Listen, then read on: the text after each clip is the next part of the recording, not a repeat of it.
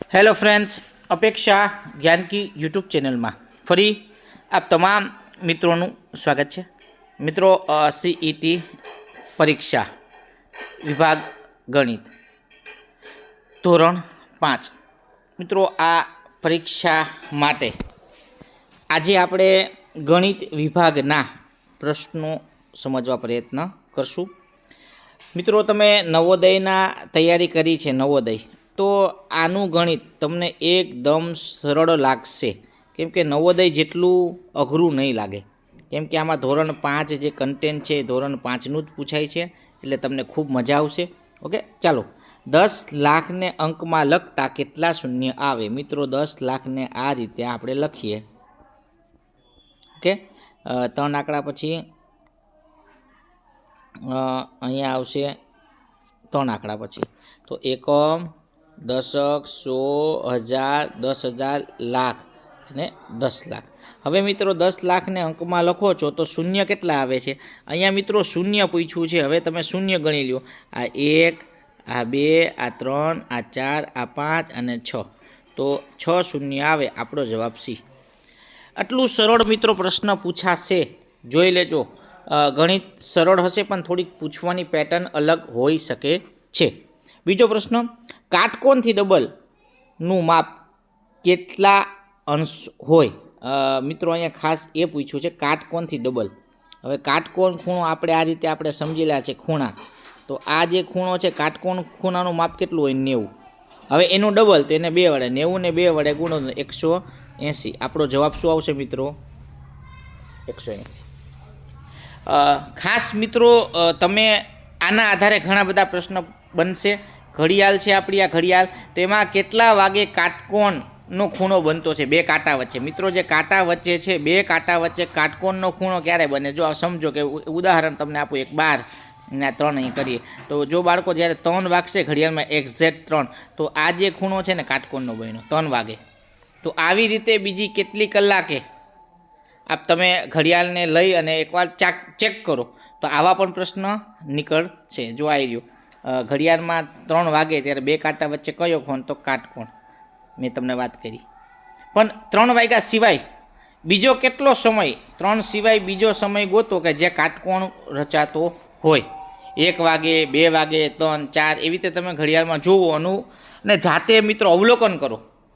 હું તમને જવાબ આપું અને તમે મિત્રો ડાયરેક્ટ કરી લો કે આ જવાબ એમ નહીં, તમે જાતે મહેનત કરો। મિત્રો, તમારે પરીક્ષા આપવાની છે અને તમે જો આગળ પરીક્ષા માટે તૈયારી કરશો તો તમને જ નવું મિત્રો જાણવા મળશે, તમે નવું જાણવા મળશે। માટે તમે તૈયારી કરો, તમે મહેનત કરો, અવલોકન કરો અને પછી તારણ ઉપર જાઓ કે ઘડિયાળમાં આટલા વાગે આટલા કલાકે કાટકોણ ખૂણો બને છે।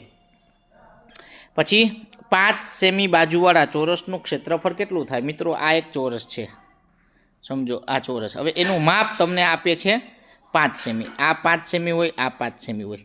હવે ક્ષેત્રફળ કીધું હોય તો ક્ષેત્રફળનું સૂત્ર શું છે? લંબાઈ ગુણ્યા પહોળાઈ। તો 5 ગુણ્યા 5 કરીએ તો 5 5 25, 25 ચોરસ મિત્રો સેમી, સી જવાબ આવશે। એકદમ સરળ છે તમારા માટે। પણ અહીંયા હું એવા પણ બાળકો હશે કે જેને નવોદયની તૈયારી નથી કરી, તો એને આ બધા પ્રશ્નો થોડાક લાગશે અઘરા, તો આપણે એટલા માટે આવા સરળ પ્રશ્નો આપણે સમજીએ છીએ। ત્યાર પછીનો, જે આકૃતિની બધી બાજુના માપનો સરવાળો કરવામાં આવે તેને શું કહેવાય? મિત્રો, આ રીતે કોઈ આકૃતિ આપી તમને, સમજો આની અહીંયાથી બધી ધાર હોય એનો માપનો સરવાળો કરે, એને શું કહેવાય? ક્ષેત્રફળ કહેવાય, પરિમિતિ, કદ કે વજન? તો મિત્રો, પરિમિતિની વ્યાખ્યા જો આપણે સમજાતા તમને ખબર છે કે બંધ આકૃતિ, જે ભૌમિતિક આકાર હોય મિત્રો, જે ભૌમિતિક આકાર છે એ આકારની બધી બાજુના માપનો સરવાળાને પરિમિતિ કહેવાય। માટે જવાબ શું આવશે આપણો? બી। ત્યાર પછી, એક સફરજનના 4 સરખા ભાગ કરીએ તો દરેક ભાગને અપૂર્ણાંકમાં। હવે મિત્રો, આ સમજો કે આ સફરજન આપણે છે અને અહીંયા આપણે એને ભાગ કરીએ સફરજનના, કે આ રીતે કેટલા 4 સરખા ભાગ કર્યા, તો આ 4 ભાગ છે, તો આપણે દરેક ભાગ એટલે આ ભાગને આપણે દર્શાવવાનો છે અપૂર્ણાંકમાં। તો ટોટલ ભાગ 4 છે, તો છેદમાં 4 આવે, તો અહીંયા મિત્રો છેદમાં 4 કયો ઓપ્શન છે? તો બી। આપણો જવાબ ઓપ્શન એની મેળે મિત્રો મળી જાય છે। સફરજન અહીંયા ઉપર 1 આવે, 1 ભાગ લેવો છે, 4 સરખા ભાગ છે તો ચોથો ભાગ છેદમાં આવે, 1/4. ઓકે, તો આવા પ્રશ્નો મિત્રો તમને આવે તો આવડવો જોઈએ. ત્યાર પછી 3/5નો સમઅપૂર્ણાંક, 3/5 છે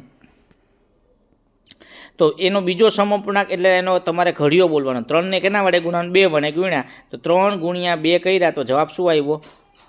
3 દુ 6. અહીંયા 5 ગુણ્યા 2 કરીએ તો 5 દુ 10. આ એનો શું થયો? સમઅપૂર્ણાંક. હવે અહીંયા 3 વડે ગુણીએ, 3ને 3 વડે ગુણો 3 તેરી 9, 5ને 3 વડે ગુણીએ તો 5 તેરી 15, તો 9/25 પણ નથી. હા, હવે અહીંયા આપણે આગળ 15 ક્યારે આવે? તો 3 પંચા 15, 3નો ગુણાકાર 5 સાથે કરીએ તો 15 આવે. હા, હવે નીચે છે 5, 5નો ગુણાકાર 5 સાથે કરીએ તો 25 આવે. તો હા, 15/25 એ આપણે અહીં જોવા મળે છે સમઅપૂર્ણાંક.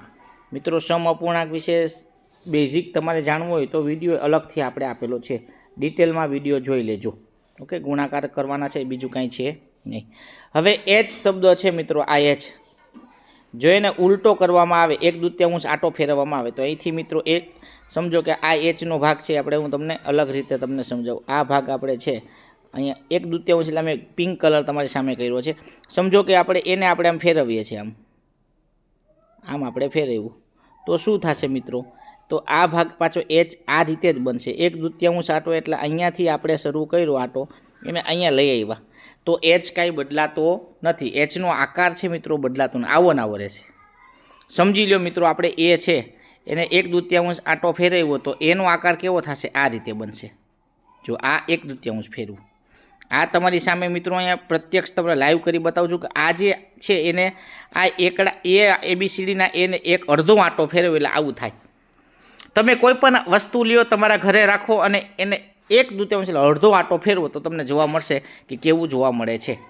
તો કેવો દેખાય છે? એચ હતો પહેલાં આવો એને 1/2 કરીએ તો એવો જ દેખાય, તો પહેલાંના જેવો જ દેખાય છે.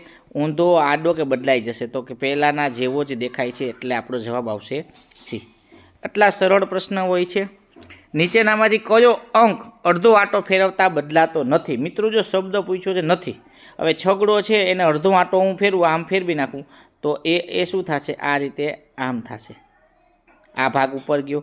નવડાને કરું તો એ છગડો થઈ જશે અડધો આટામાં.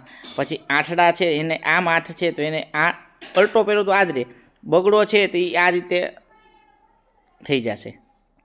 આ ભાગ છે બગડો. મિત્રો, બગડાની જો વાત કરીએ, આ 2 છે તો 2 આ રીતે આવશે અને અહીંથી આ રીતે ઉલટો કરીએ તો. પણ મિત્રો, આઠડો છે એ આઠડો આમ કરો કે આમ કરો, ઉલટો કરો પણ 8ના 8 જ રહે છે, બદલાતો નથી, એટલે માટે જવાબ આવશે સી. ત્યાર પછી 10મો, 1 કિલો કેરીના 60 રૂપિયા તો 5 કિલોનો કેટલા? હવે આ 60 ગુણ્યા 5, આ તમારે હોમવર્ક આપું છું, કરજો, તમારે જવાબ આપવાનો થશે. તો મિત્રો, અહીંયા સુધી 10 પ્રશ્નો બેઝિક છે, છતાં તમને એમ લાગશે આના પછીના જે 10 પ્રશ્નો મિત્રો હું લઈને આવીશ તમારા માટે થોડા હાર્ડ હશે. હાર્ડ એટલે હજુ લેવલ થોડુંક અપ આપણે જવું છે, તો 10 પ્રશ્નો હજુ જોઈ લેશું. ઓકે, તો અહીંયા સુધી રાખીએ છીએ. મળશું ફરી પાછા. જય હિન્દ, જય ભારત.